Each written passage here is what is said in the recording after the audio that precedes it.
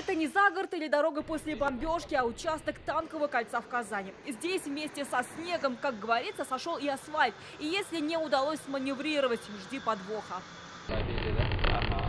Едешь, ничего не ждешь, сильный удар, ты не понимаешь, что происходит. Это уже потом Руслан Забаров увидел и ужаснулся: порваны 2 колеса. Минимальный ремонт одного – 3000 рублей. Но работники шиномонтажа режут как по-живому. Только на выброс пойдет. Мусор. Перед нами та самая яма, буквально в 5 метрах. Попробуем проехаться и ударить колесом об яму. Скорость наша минимум 20 км в час. И вот тот самый момент, трясет, скажем так, нехило. Хочется привлечь дорожников к ответственности, потому что дороги уже в ненадлежащем виде, страдают автомобилисты. За 3 дня 3 колеса.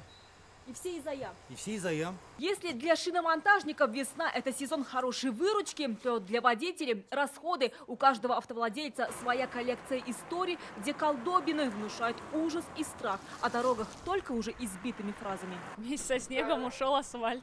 Машина разбивается, ходовая, постоянные ремонты. Там ямы есть. Там недавно я видел, как товарищ колесо вместе с куском подвески оставил. Так что желательно все это дело поправить. Очень не помешало бы. В ближайшие дни за рулем будет точно напряженно. Исполком сейчас только формирует список участков дорог, где залатают ямы.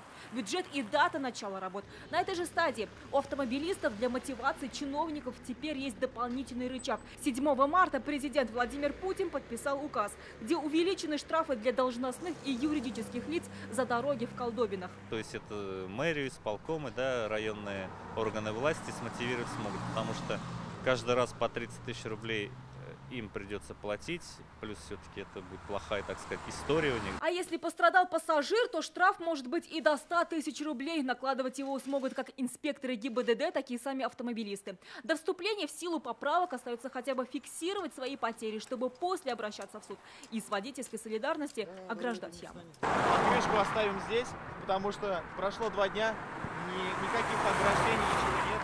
Повезло сейчас участку дороги по улице Волгоградская. Пока готовился наш сюжет, участок отремонтировали. Остается надеяться, что также оперативно залатают ямы и на других казанских дорогах.